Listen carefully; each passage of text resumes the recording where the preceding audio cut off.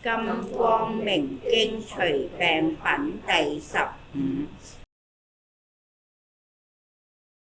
佛告道場菩提樹神，善女天，諦聽諦聽，善持憶念，我當為汝演說往昔誓願因緣。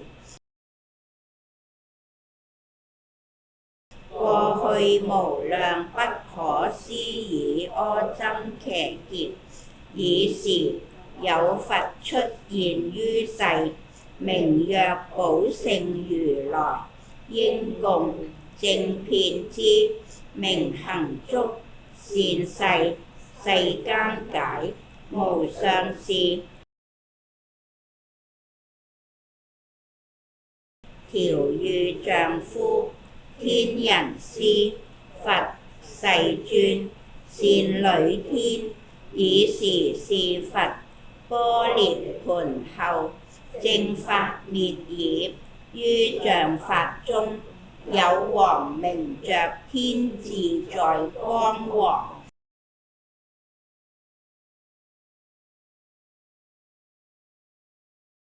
修行正法，如法自世，人聞和順，孝養父母。是王國中有一長者，名曰慈水，善知醫方，救諸病苦，方便巧知四大僧選。善女天，爾時慈水長者家中，後生一子，名曰流水，體貌殊勝，端正第一，形色微妙，威德具足，受性聰敏，善解諸論，種種技藝，書疏，算計無不通達。是時國內天降疫病，有無量百千諸眾生等，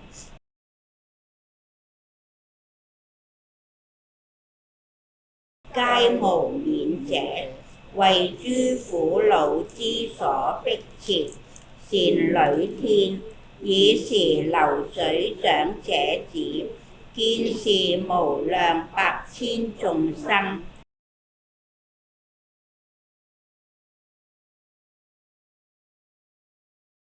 受諸苦惱故，為是眾生生大悲心，作是思維：如是無量百千眾生受諸苦惱，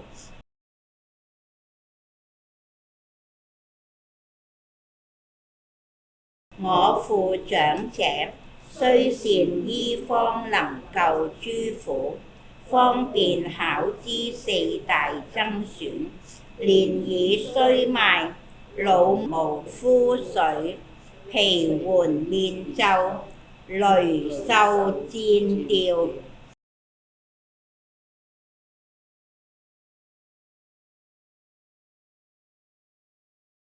行來往返要因機障，困頓疲乏，不能自彼成一聚落。而是無量百千眾生，復遇重病無能救者，我今當自大醫父所，知聞治病醫方秘法，知稟知義，當自成一聚落，穿捨治諸眾生種種重病，悉令得脫無量諸苦。時長者子思惟是已，即至父所，頭面着地，為父作禮，叉手卻住，以四大僧選疑問於父，悉說偈言：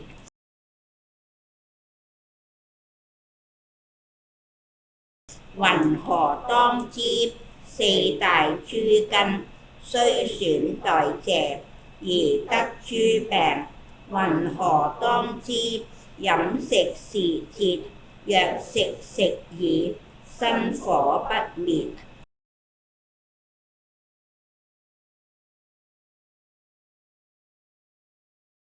云何當知自風及熱，水過肺病及耳等分？何時動風？何時動熱？何時動水？以害眾生。時復長者，即以偈頌解說醫方，而答其子。3月是夏，3月是秋，3月是冬，3月是春。是12月，33而說，從如是數，1歲4時。若二說，足滿6時。33本攝，22現時。隨是時節，消息飲食，是能益身。醫方所說，隨是歲中，諸根四大，代謝增損，令身得病。有善醫師，隨順4時。3月將養，調和6大，除病飲食及以湯藥。多風病者，下則發動。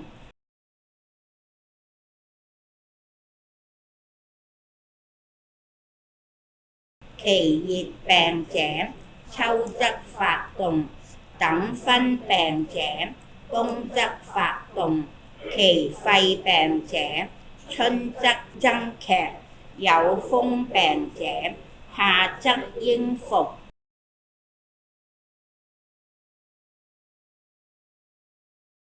肥膩鹹炸及以熱食，有熱病者，秋服冷甜，等分冬服。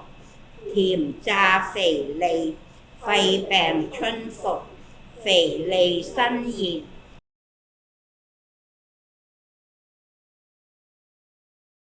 飽食然後，則發肺病；於食消時，則發熱病；食消以後，則發風病。如是四大，隨3時發。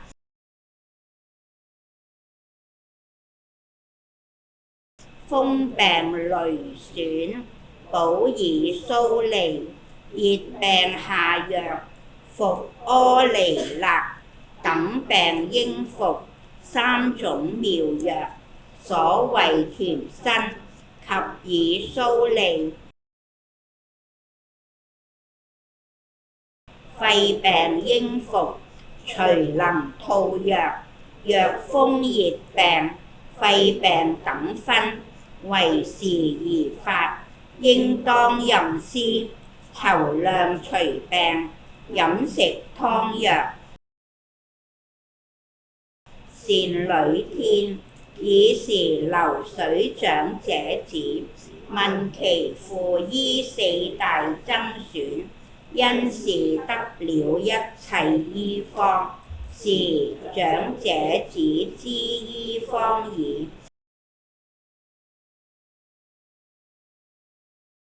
遍至國內城邑聚落，在處處，隨有眾生病苦者所，遠言為喻作如是言：我是醫師，我是醫師。善知方藥，今當為汝，療治救濟悉令隨遇。善女天，爾時眾生聞長者子，遠言為喻，許為治病。心生歡喜，踴躍無量，時有百千無量眾生，遇極重病，食聞自然，心歡喜故，種種所患即得除差，平復如本，氣力充實，善女天，復有無量百千眾生，病苦心重難除差者，即共來至長者子所。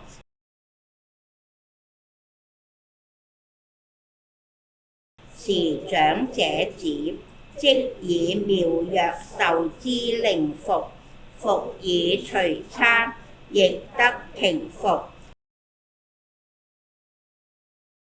善女天，是長者子於其國內，治諸眾生所有病苦，悉得除差。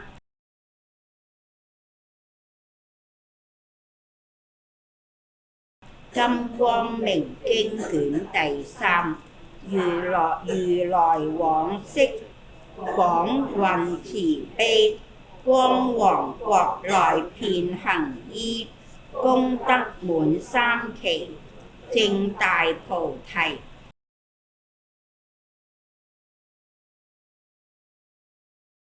誓願度群迷，南無光明會上佛菩薩，南無光明會上佛菩薩，南無光明會上佛菩薩。